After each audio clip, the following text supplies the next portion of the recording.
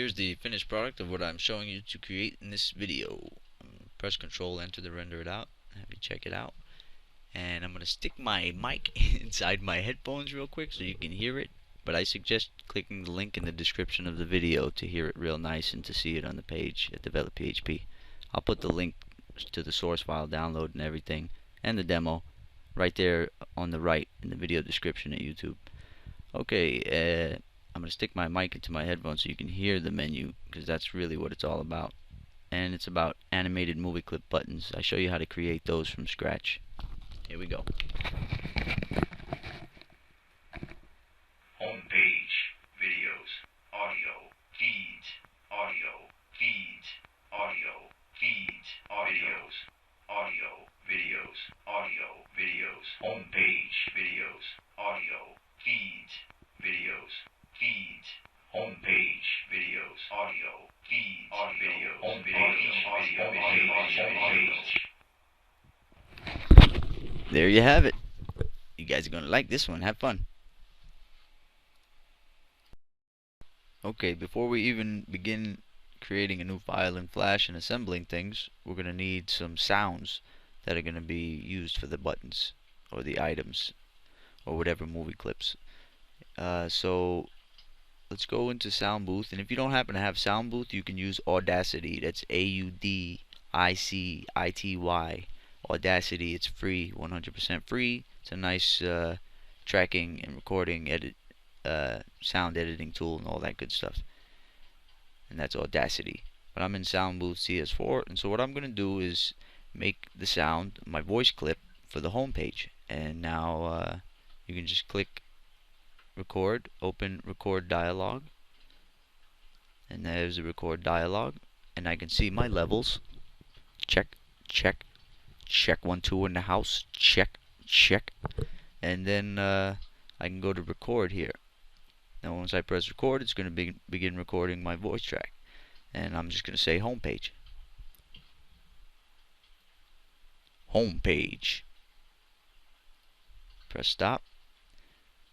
It renders in the track. Press close, and you can press play to listen. So what I'm going to do is go to highlight this whole section in the beginning and go ahead and edit and cut that out.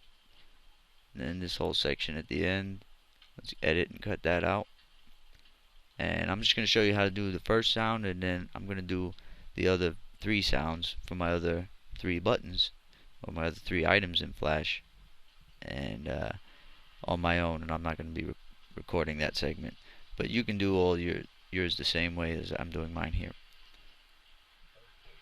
Okay, so there's my clip. Now I'm going to press Control A to highlight the whole thing.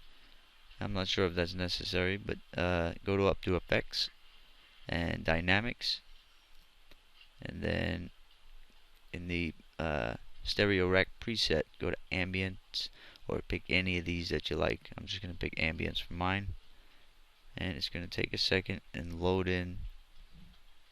There, it loaded it into the track. Now let me stick my mic in the headphones so you can hear what I got.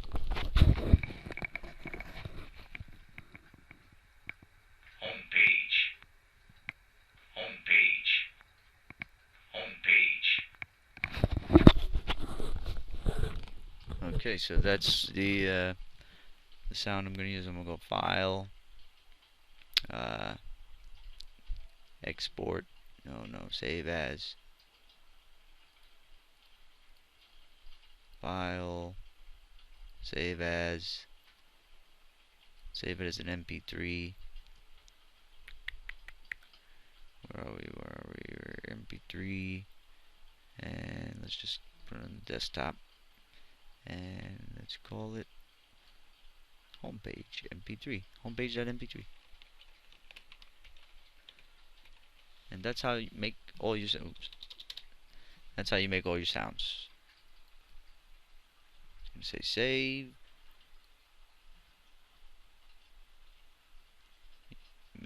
You select the settings you want there, and there it is. Popped it on my home page. Or not my home page. Derp. popped it onto my desktop.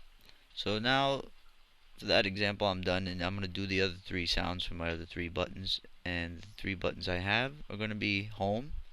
So this one that you just heard, that home page sound, is going to go on that button. My videos page, my audio page, and then my feeds page.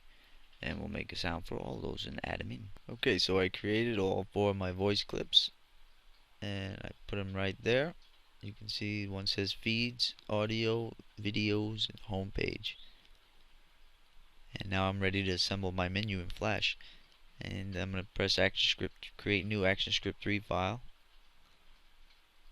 And let's see. If you work in Actionscript 2, and you know how to code pretty well, this same methods can be implemented in Actionscript 2. You just have to translate my code. Alright, so let's just let's make the size of the stage a little less high. Maybe 200. 550 by 200, that's great. So the first thing I want to do is begin assembling my menu, and it can be any kind of look that you want, any kind of buttons, image, icons, movie clips, animations, whatever. And when the user's mouse goes over that item, we're going to make the sound clip play, and then if it goes over another item, make that sound clip play. It's very simple to do. I'm surprised nobody's really done a good tutorial like this before. Okay, so I'm going to give it an edge. No, I'm not going to give it no. I'm going to leave it blank. And so we have roundness of 18, and now I'm going to give it a gradient. I just like gradients, but I like subtle gradients, so I make mine very light. Let's go to a light blue.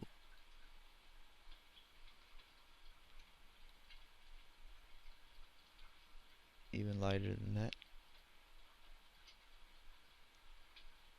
About right there. It's okay. And now I want to have the white on top to make it look like light is coming from the top. Okay, that looks good. Now we can just convert that to symbol, and I'm going to show you how to make rollover Movieclip buttons from scratch here. Now that YouTube allows me more time, we call this BTN in the library. Registration top left is good. Movieclip, okay.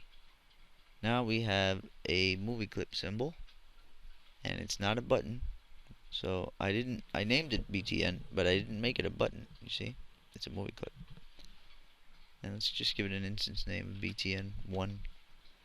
And now inside of it, actually, let's also give it a filter. Bevel. So I want to give it a little bit of depth, but not so bright. And let's see if we can get the angle a little better here. Which way do we want it to be? That looks good to me. I like that. And then I'm going to also give it a maybe a glow. We'll do an inner glow of black. That's great. Maybe not so blurred out. Nice and thin, nice and light. That's great. A little more blurred out. Okay, so that's my button. It's a Movieclip button, and now inside, let's go back to properties here. Has an instance name of BTN1 in the main scene. Now let's double click inside of it and assemble its timeline to make it an animated rollover button, to where when the user's mouse goes over it, it just doesn't snap to a different state and a different look. It'll gradually tween to a nice different look in a nice animated fashion, and then it'll, when their mouse goes off of it, away from the button, out from the button, then the nice out animation will play. And that's the beauty of Movieclip rollover and roll out buttons. You can also make a click state. I have a tutorial that shows you how to make a click state inside of your Movieclip buttons at Develop PHP and the Flash tabs. That tutorial's been there for a while. And there's other Movieclip rollover buttons tutorials there and source files. Okay, if you don't know yet, I'm going to show you how to rig up an animated Movieclip button timeline. So what we'll do is add a couple more layers. We'll name this one labels, and this one actions, and this one, not sure we need anything there. Yep, actually this is going to be voice clip. I'm going to put the voice clip on that one. Voice clip layer. Let's put that right above the base. We'll name this one base because that's our button base. Now let's right click the button base, convert to symbol, Movieclip, and let's just name it base in the library. Press OK. Registration top left is good. Make sure it's a Movieclip. Press OK. And it doesn't need an instance name or anything. I just wanted to make it a Movieclip so I can have a better tween on it. And what I'm going to do is have it grow larger in size. Or you can have it tint or do whatever you want. So let's say I want it to go, let's hit frame 2 or select frame 2 and press F6, make a keyframe. Then let's go out to about, I don't know, maybe about 12, make another keyframe. Then right next to that one, 13, make another keyframe. Then let's go out, try to match up the length there, I guess about 24. And then make another keyframe there by pressing F6. Then right click the center and create motion tween. Right click the center here between those two keyframes, create motion tween. And you can right click anywhere in between those keyframes and it would do that. Okay, so it looks like those are even, so all we have to do is right here give it the effect we want. I'm gonna make mine get a little larger.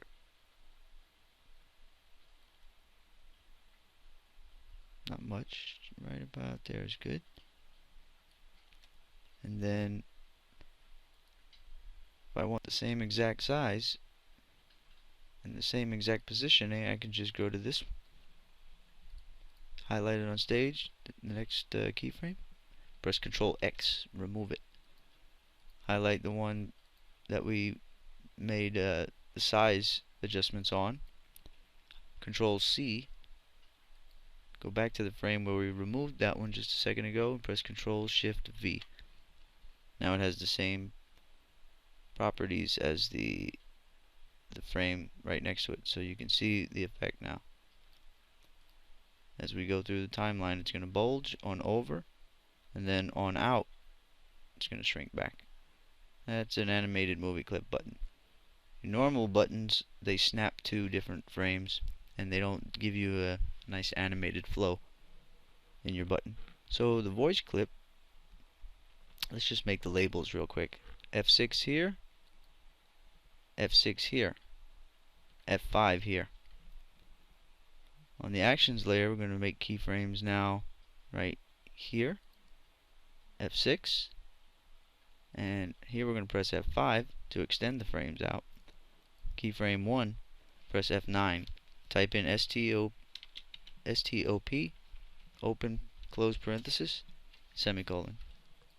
That's a stop action. Let's make another one, STOP, stop action on frame 12.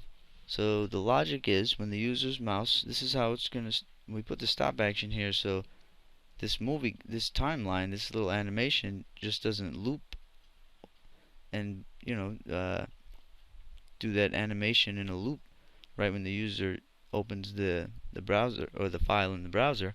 It's going to stop. And that animation won't happen until the user's mouse goes over this button. So let's give it the correct labels here. Go down in the frame label and type in over. Let's go our over section. And here's our out section. This plays the out animation. And it's that easy. Now we'll put our voice clip here. Let's see.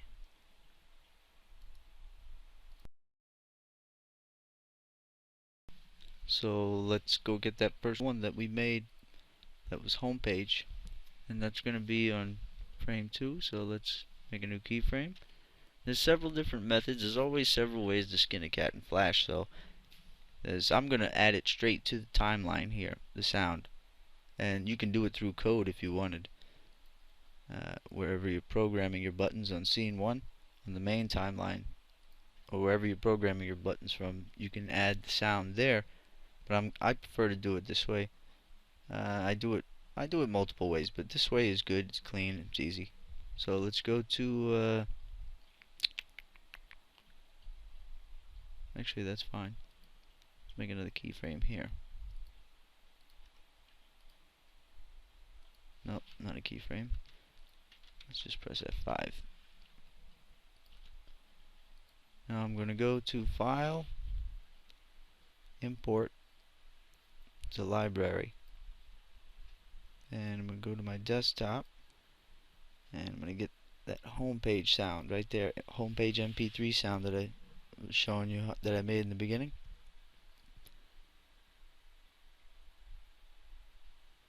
Error, Swift 3D importer. That has nothing to do with what you would be doing. The sound is in there. That was just my Swift 3D importer. Debugging. Okay, so right here, we're going to add that. Now it's in our library, so if we select a frame, any frame in our Flash file that's a keyframe, you go down here and you can add a sound to that keyframe. It doesn't have to be a button, it could be anywhere. So let's see what happens. Yep, so in the overstate, on the outstate, there would be nothing. I think that's it. Now on the base layer, inside of this movie clip, the base movie clip we made, I'm going to add my icon right there. So I'm just going to put it right on top. Let's go into Fireworks, grab our home icon, Control C. Like I said, these icons are cool because, or using icons is cool because everybody in every language would understand what this button meant. No matter where they are in the world, what language they speak, they will know that that's the home button. Okay, so inside of that is the, let's move it over just a little more. That's good. So now let's see what happens. You see, it makes the home and the button get bigger. That's what I wanted, so that's why I laid it in there. Now when I make my other buttons, it'll be pretty simple. I think that's it. Because I'm just going to duplicate this and I'll show you how I do that. Control C. Now I'm back at the main scene, the main timeline here that I started on. And I'm going to highlight that button, Control C, Control Shift V, paste it in place. Paste a copy on top. Highlight the others, both of these. Press Control C, Control Shift V. Now we have 4. You can make as many as you want. Try and get those even. That looks good.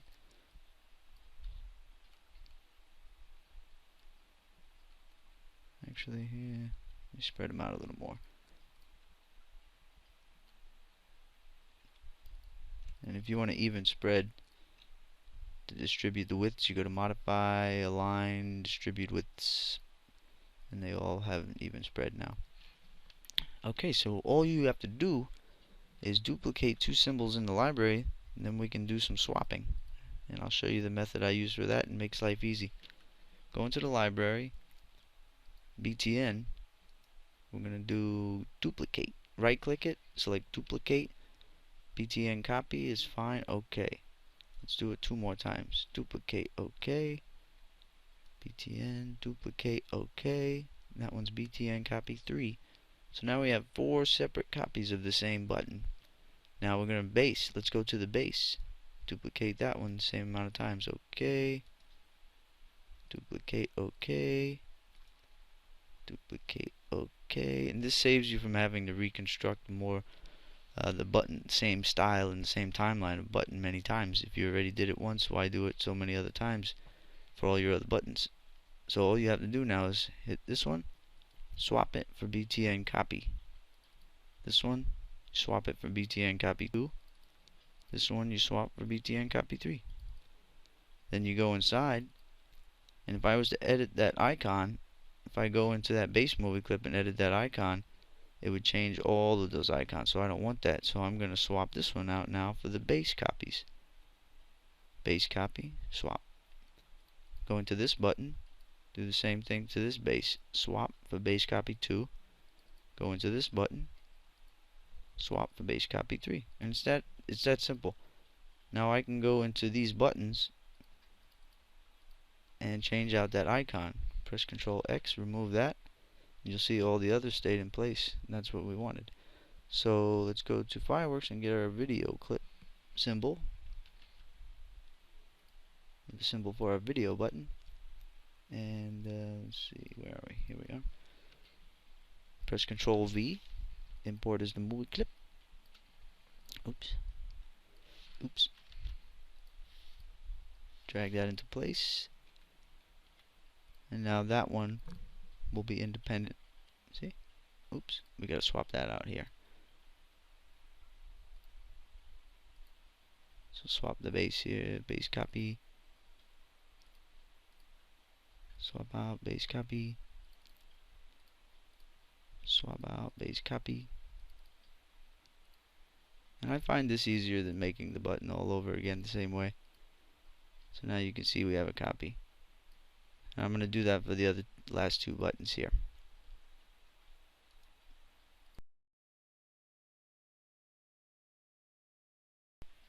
Okay, now that I've got all of my buttons independent, I can go into each timeline now and swap out that track. Now we have the icon swapped. We're good to go there. Let's swap out the little voice clip. So we go up to File, Import, and this one is going to import to Library. This one is the videos voice clip. And all you have to do is go down here, swap that out for videos, and now the videos voice clip is going to play on this section of timeline instead of the homepage voice clip. And let's do the same thing for these other buttons. Right here, we'll go up to File, Import. You don't have to select that keyframe or anything or highlight it. You can just import to Library at any time. Before you even started the buttons, you could have. This is audio. As long as they're sitting in your library and you can refer to them at any time and put them in any keyframe there. And so, just to mention right quick for you guys, I didn't put a stop action here. You notice that what we're going to do is loop around, so when the user's mouse goes out from the button, it loops back to frame 1 and it hits that stop action there. So it's the equivalent of going back to the original state, and that's the effect you want. You want it to loop back around to this first frame when the user's mouse goes out from it. If you didn't want it to, you make a stop action there if you wanted more states or whatever you want to do in there. Like I said, I have a tutorial that shows a click state, so it extends this out a little further. So now that one's swapped, we're good to go there. And let's do the last one. Import.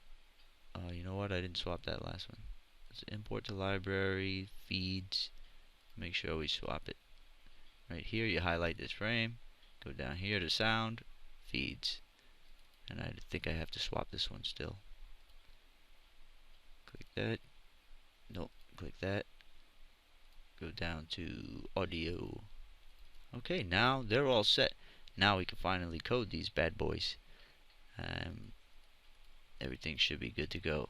They're all independent, have independent timelines, because we did our little swapping trick in the library there. Okay, so let's make a new layer. Name it Actions. And this is where we'll put the Actionscript. Coders, a lot of Actionscript coders like to keep the actions on a separate layer, independent from the elements. That's why we create a new actions layer. And we're going to put in code that's going to affect these things. Oh, let's make these button 2. See, this wouldn't have worked if I kept them all the same instance name down here. It's very important, their instance names. Button 4. Okay, so we have button 1, 2, 3, and 4 instance names. Great. Now we can program.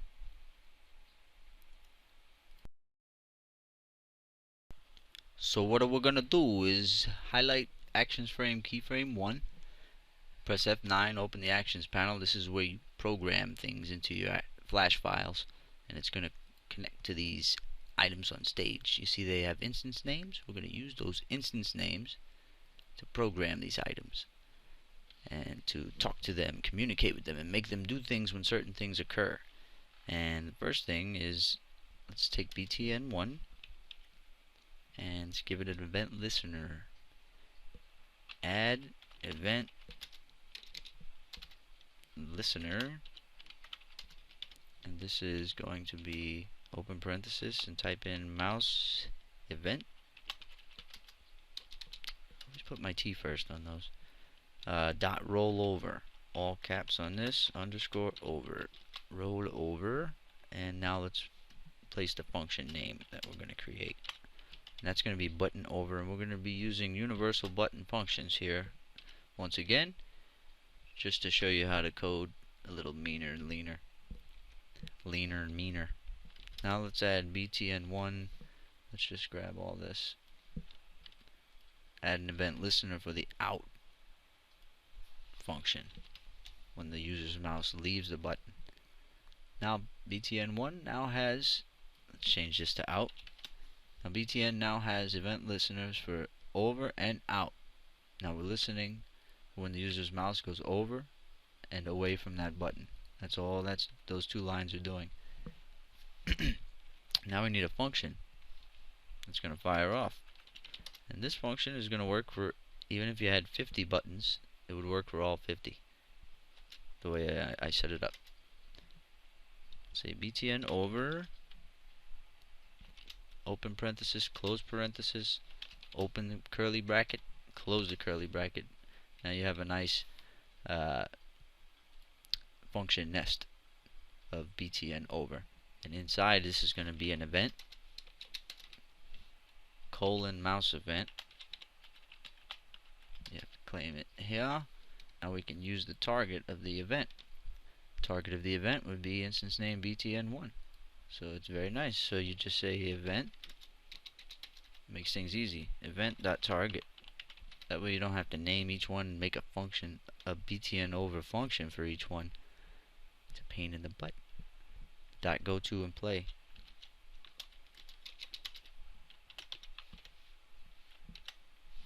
The over frame. So event.target.go to and play over. What that's saying is btn1, if that happens to be the button that's rolled over at that moment, it goes to and it plays its over state inside of it, which is that right there. Okay, so let's make the out function. This is so easy. Let's give it a little space. Let's say ut btn out. Name it the same as here because we have our listener.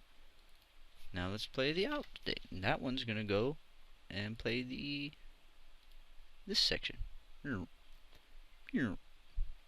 Okay, so all we need some more button listeners for button 2, button 3, and button 4.